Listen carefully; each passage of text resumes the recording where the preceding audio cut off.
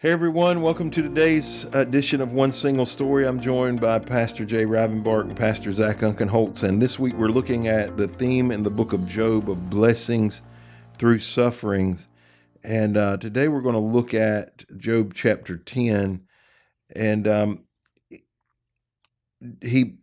read a few verses. He says, "I'm disgusted with my life. Let me complain freely." So there's that complaining piece again that we talked about. He says, my bitter soul must complain. I will say to God, don't simply condemn me. Tell me the charge you're bringing against me. What do you gain by oppressing me? Why do you reject me, the work of your own hands, while smiling on the schemes of the wicked? Are your eyes like those of a human? Do you see things only as people see them? Is your lifetime only as long as ours? So he really makes these accusations against God. Yeah. And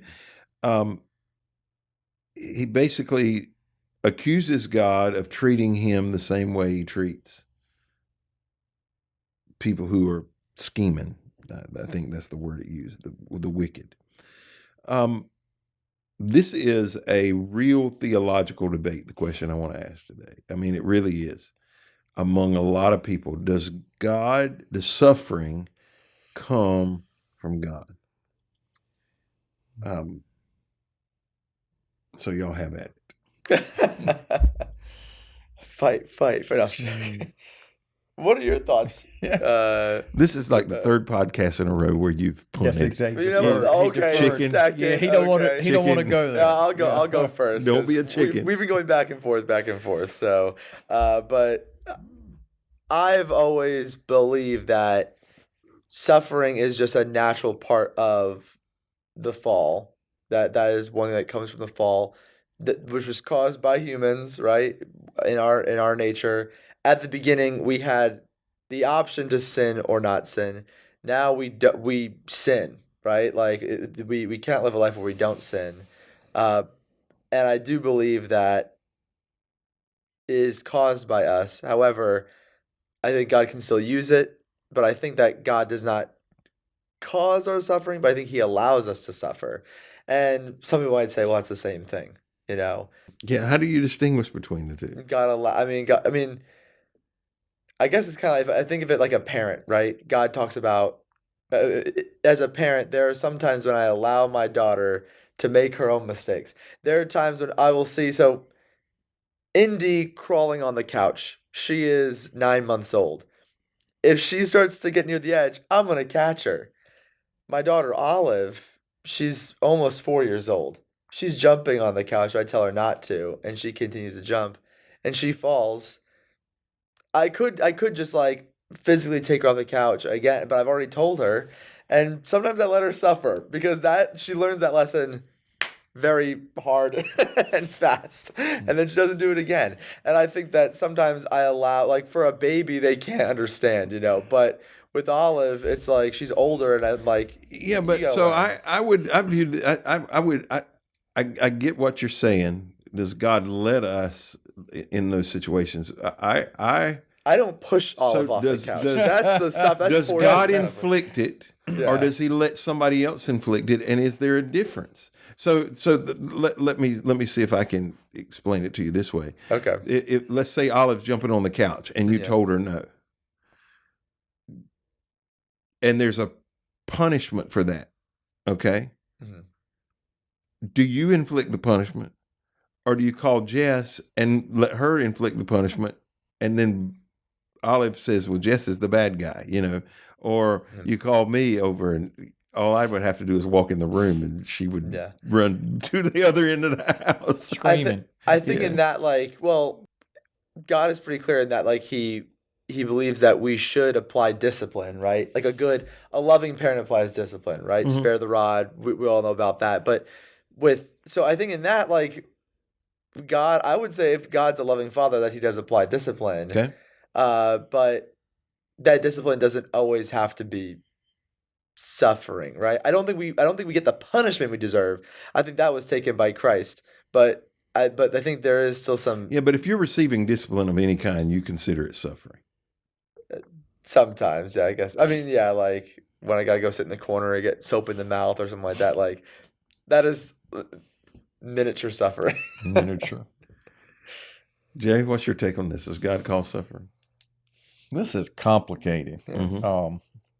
And I had to be really careful in responding this because it's a lot for people, including myself, to digest. I don't think you can argue this book and not say that it came from God. Mm-hmm. In this case, previous podcast, the intro, Satan's access to God. It was God who said to Satan, Mm-hmm. have you considered my servant Job? He was the one that set him up, pointed him out, put a target on him. He did because, one, he knew who Job was and how Job would respond. And so I don't know how you could get around that particular instance and say that it didn't come from God. A lot of people aren't going to agree with that, but you're entitled to that. Some people try to get out of that by saying, but it was Satan that did it to him.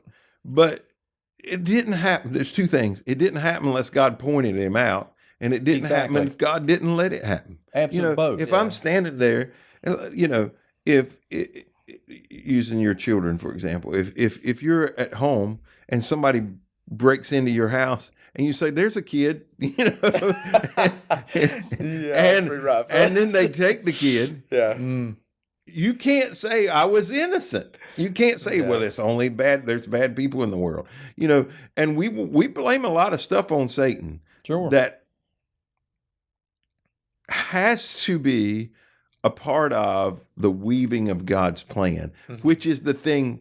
And we want to explain it away. We've watched so many movies where there has to be a good guy and there has to be a bad guy, and there's no gray areas. Mm-hmm.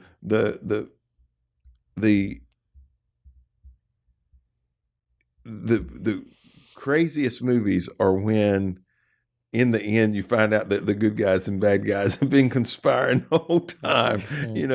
And you're like, this ruined my whole theory about good, bad, and right and wrong and evil. And there's a show, it's an anime that I've watched for years, and in this final season now, you find out the main character you've been following this entire time is actually the bad guy.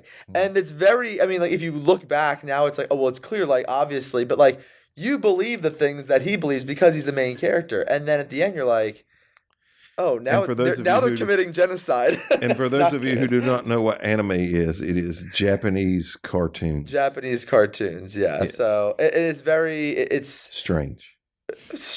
There's good ones out there, but there are some weird ones though. But anyways, we'll talk about that on another podcast. Are you familiar with anime, Jay? No, not at all. Oh snap! I've got some good ones for you to watch. No, he doesn't. Probably not. Probably not. It's for whatever reason, it's a popular thing now. There's these chain of bookstores in New York City called Book It. And it's mostly used stuff or collectible stuff, and it is jam-packed full of anime. Anime is what it's called. Anime, is like the Japanese, not edame, and not edamame. Manga is like the comic books, but then the anime is like the animated show. So it's but the shows most of them are for a lot of them are for adults, some of them are for kids, but it's a wide variety. It's Anyway, when you said you were watching this anime show, I wanted everybody to know what anime was. So for some context, there's some good ones out there. Back to your question. I think sometimes suffering does come from God. We have a clear example here. Oftentimes, and outside of that, he certainly allows it. If you believe in the sovereignty of God, you have to. He's either in control or he ain't. Not. Yes. You can't have it both ways. So it's either from him or he allows it, and then there are many things that can come from that, even positive that can come from that. But I deviate from people who try to say, well, God's in control, but Satan. No. He's either in control or he's not. That's the end of the conversation. Everything that happens is either under his control, meaning he allows or he doesn't allow it, or he's not. And there's a purveyance that he doesn't. And so I fall on the side, God's in control, there are some things he allows, whether it's the consequences of jumping on a couch or whatever. I mean, even in the New Testament, you get to Paul, there's this debate about what his thorn in the flesh was, but it's clear God allows it. Yeah. I mean, you can't debate that. He says God allowed it to keep me from refuses to fix it or that's right. take it Ain't away. going to do it. Yeah. And whether it's a physical ailment or an ex-wife or his eyesight, I mean, there's lots of theories about what it could be, but to pretend, to stick our head in the sand and say, well, God had nothing to do with that I don't think you can say that. So what else does he not have anything to do with? If God has nothing to do with that, what else is he hands off with? And he just can't control. So, we don't like it. Yeah. It makes us very uncomfortable. It does. And I would agree. And when we talk about it, I think there are going to be people who will listen to this podcast and they ain't going to like it. Yeah. You can't explain it away. Yeah. You just cannot. I think part of the primary reason this story is in Scripture is to address that on the front. It's so crystal clear of that issue. And this being the oldest written book in the Bible means it gets addressed right first. out the gate. That's right. We think of it later, Job's not pre-creation. It was written before Genesis was written, at least that's the way we understand it. And so anyway, all right, good conversation, guys.